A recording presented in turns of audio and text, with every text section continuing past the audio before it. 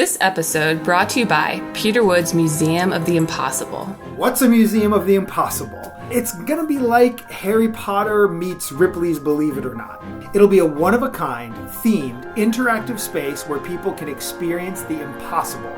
But I need your help. To get the project started, I've set up a Patreon over at museumoftheimpossible.com. If you're able to throw a few bucks my way each month, we can build it together. Thanks for your support, and I can't wait to welcome you into the Museum of the Impossible.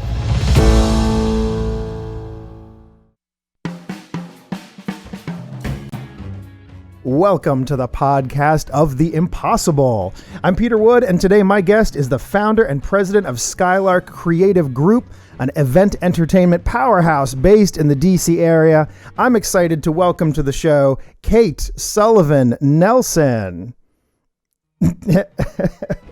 There's that music.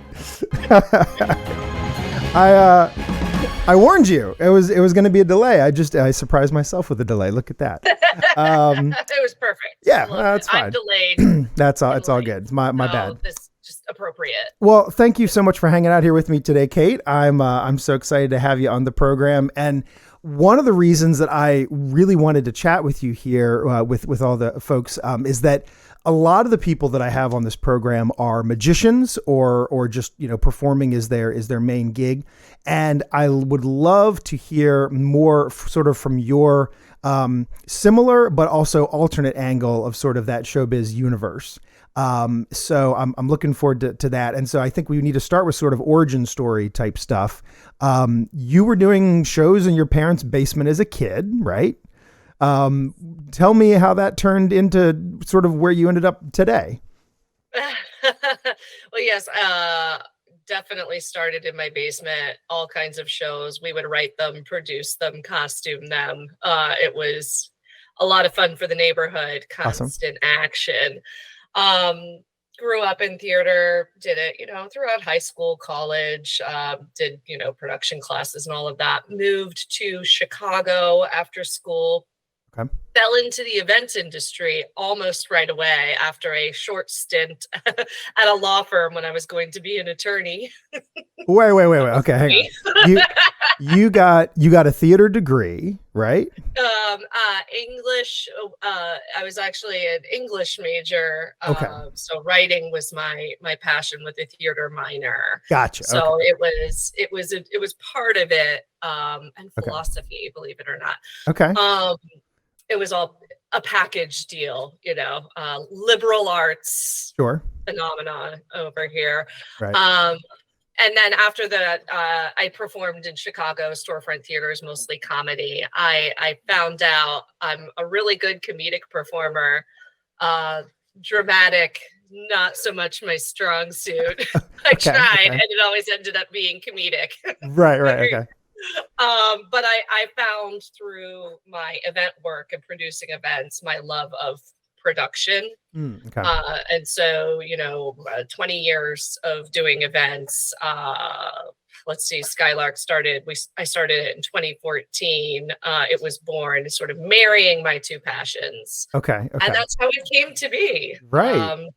Match made in heaven. And you grew up in this area, like in the DC, the greater DC area? I did. Okay. I did in Silver Spring, Maryland. Okay. Awesome.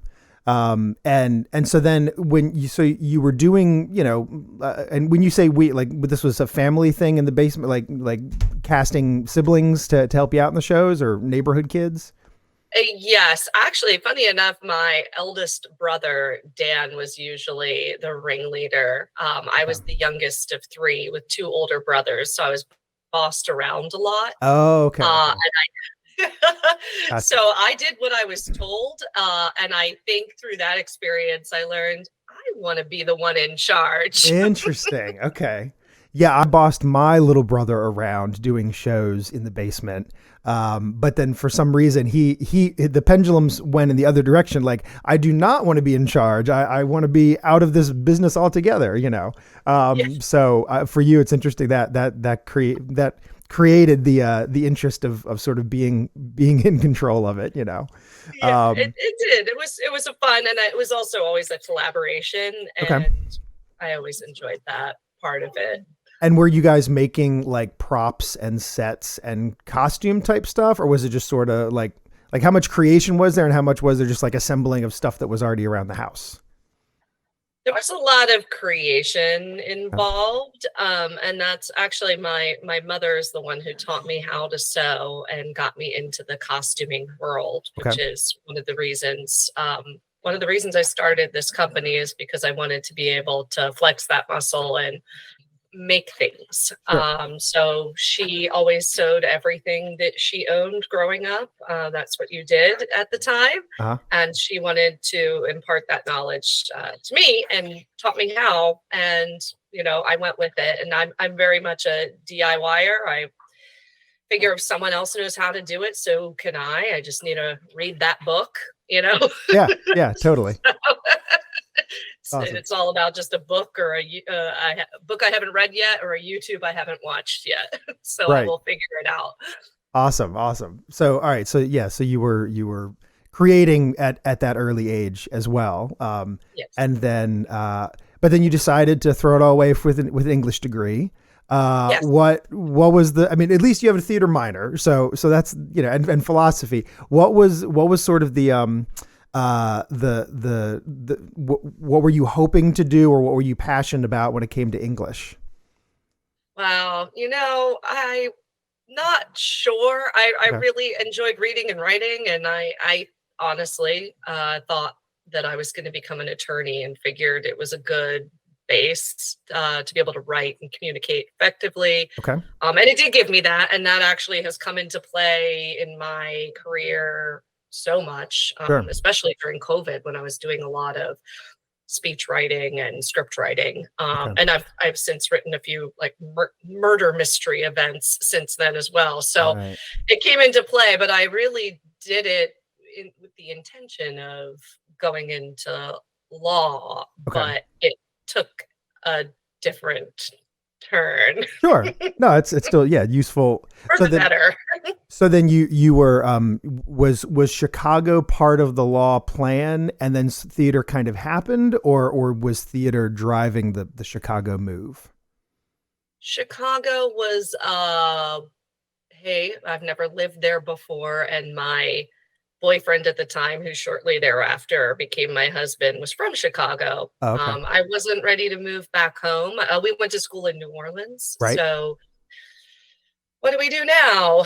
Right. Was sort of where we were. We traveled in Australia for 6 months and I bartended and Awesome. we were 21. We were enjoying ourselves. And Chicago was a great city with a great theater scene, Okay. great bars and restaurants, and the world was our oyster. So we moved there, got an Yeah. apartment and sort of fell into things. But I wasn't that career oriented at that point in my life.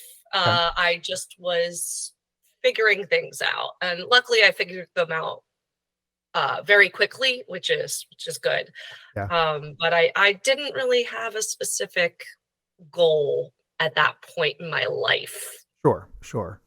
I don't trust anyone who does. I mean, I don't know. I guess it happens, but there are. I mean, I just fell into what I'm doing, but it's not like I was goal oriented at 12. It was just something fun I was doing, and I've lucked out that it continued. But yeah, I think it is always amazing to me, like folks who think that they have the rest of their life planned out at 18 or 20. It just seems like no, there's way too much you have to still experience and figure out for yourself. Right.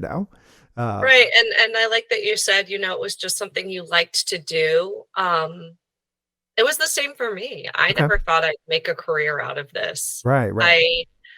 I figured out a way to make a career out of it. And I'm Right. so thankful that I went for it and figured out how to actually make a living doing this. But it was just something I enjoyed. Sure. Well, and so I'm curious then about your your introduction into the events industry. Do you remember what that sort of was like? The opening, and that was being in Chicago at this point, right? Yes, Okay. it was Chicago. I had been working at the law firm, and while they were wonderful people, it wasn't the career path for me. Okay. And I started thinking, you know what? I think maybe the events industry. It just sort of came to me. Okay. Applied everywhere. One company bit. I was hired to be a writer. Okay. Proposal writing. One of the things that I did when I was in school is I wrote for an entertainment magazine Oh, cool. Okay. in New Orleans called Where You At? It's like it's still around. It's a free publication. You review bars and bartenders and restaurants and concerts and things like that. So right up my alley. Yeah.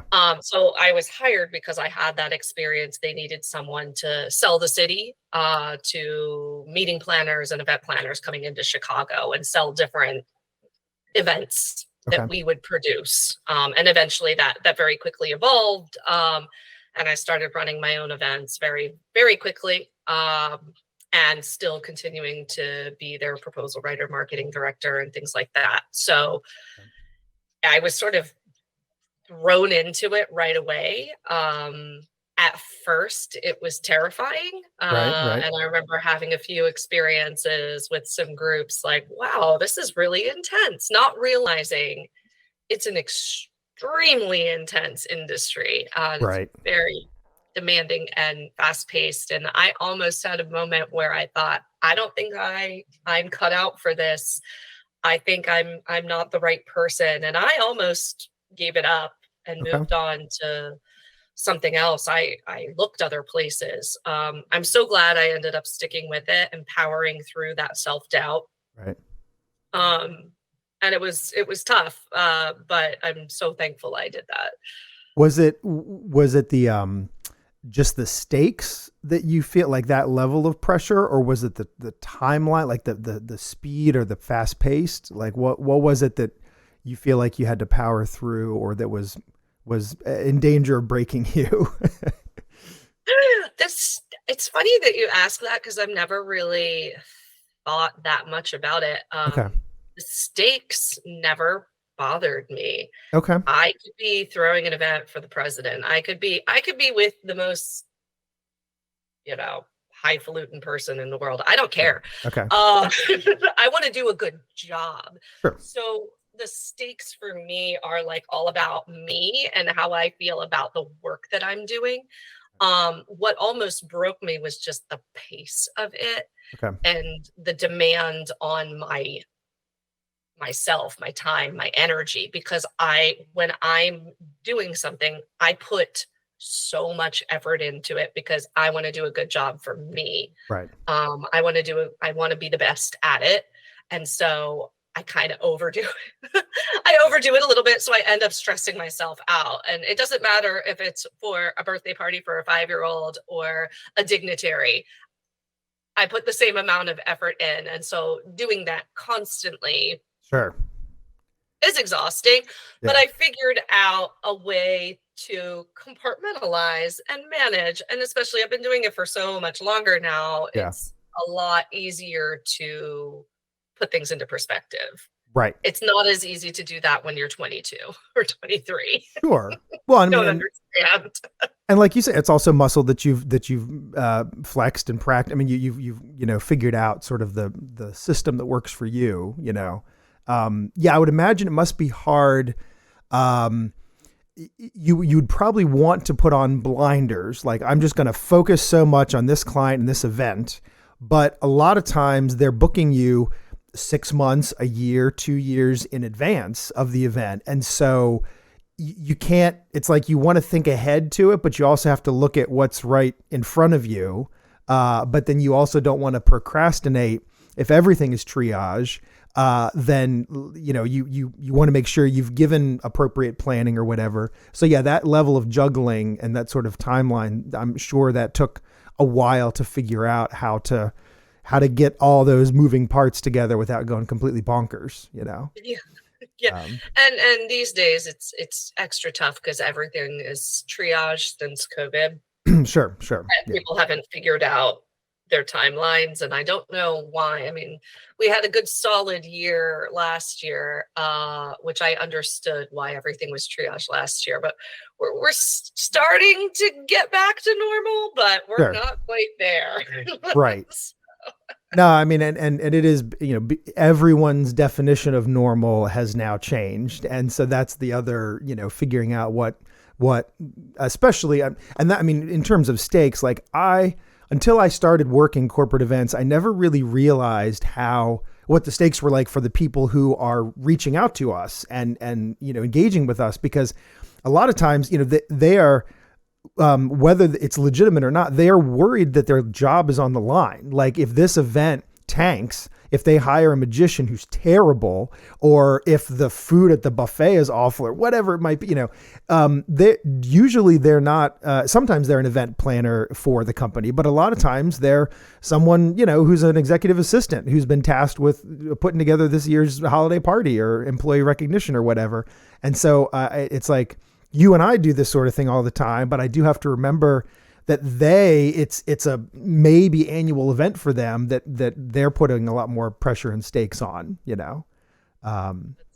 very true. Yeah. So trying to keep that into, when we're working with these folks. So then you decided at one point, let's head back to Washington, D.C. But you were already, did you do any solo event planning in Chicago, or was that did Skylark sort of tie in with the DC move? Skylark didn't happen until a few years after I moved back to DC. Okay. So I moved back in 2010. I was actually hired by one of my clients from cool. Chicago days to start an event company. It's called the Destination Management Company. And it was a family business that I love. And they hired me to start that company. And I did that for a few years. And they're still one of my clients to this day. Cool. And some of my best friends, I love them dearly. After I had my son in 2014, it just, you have kids, it just puts things into perspective and creates a new demand on your physical self and your emotional self. And just logistically your time. And I was running a company, and it was a lot. And it wasn't an area of events that I had a specific passion for. It was the whole shebang. It was, Okay. Planning everything, including the transportation, which you couldn't pay me enough to do that again. Yeah. Not in the DC area. Oh yeah, especially. Oh, yeah. You could give me millions. I would say, thank you. We'll find someone else for that position. Thank you. Totally. So I just didn't have, the passion was sort of waning. And I remember having the conversation with the owner, and saying, I think it's time for me to move on. I want to start a company. I'm not exactly sure what it's going to look like yet, but it's going to involve costumes. And she looked at me like I was crazy, but she also understood. And she said, yes, you are going to do that. Right. Let's just keep in touch. Awesome. So we did, and it worked out. So I took my passions and married them. Yeah. Well, and one of the things that I love about your company is that you've figured out, you've sort of cracked the nut of how do we do theater with a corporate budget, because a lot of times we're talking about it's some little community theater, or maybe, even at the higher, the paid full on theater levels, still struggle with lots of budget challenges. And I'm not saying that you have unlimited budgets with your events, but you've figured out a way to sort of scratch that itch and like you say, flex those costuming muscles, but doing so with corporate money, which we know is better than community theater money. Did that sort of happen naturally, or was that like, how much of a light bulb moment was that for you? I think it was a light bulb moment, and it wasn't just because of me. It was through conversations with people in the industry. I credit my success with this company to the people around me, honestly. People giving me ideas through conversations. You know me now, I love chatting with people, and I like to listen to what they have to say. Someone I worked with said, you know what you would be good at?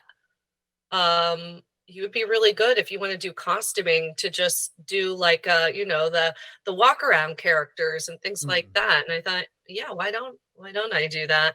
And then I thought, well, I mean, I've been doing productions, stage productions, and why don't I do that? Right, So right. it's just all these different people saying, you're really good at this. Why don't you do that? So it wasn't like one aha moment. It Sure. was multiple seedlings planted by people around me who were supportive of me in my endeavors. So I thank all of them. No, that makes, I mean, yeah, a lot of times it's harder to see yourself. Like you don't, yeah, other folks will be able to tell you a lot better what you are good at or not, and sort of help push you in those directions. So kudos to you for, having your ears open and listening and following that guidance, Yeah. I would love to do this again, but we're close to the end of this episode. I just need to say we've talked a little bit about costuming. You are a great Instagram follow because what you are doing is so darn visual. If somebody thinks, oh, I'm going to follow an event planner, you have no idea. Like event planner you're well above and beyond that. And I just need to let people know, if you want to see some really wild stuff, awesome costumes, really cool displays, or anyone who's watching this can see on the screen there, but your Instagram handle is Skylark Creative GRP, like group. You also are on Facebook, and then the website is SCG, like Skylark Creative Group, and then the word entertainment.com. And again, I highly recommend folks take a peek at that because there's some really cool visual stuff that helps to tell the story just as well. But thank you so much for hanging out here with me today. This was a ton of fun. Thank you, Peter. This is great. Yeah, well, I appreciate your making time. And that is going to do it for this episode of the Podcast of the Impossible. But for behind the scenes access to my Museum of the Impossible project, as well as info about my public shows, private events, social media, and more, you can head on over to peterwood.com. I'm Peter Wood. Thanks.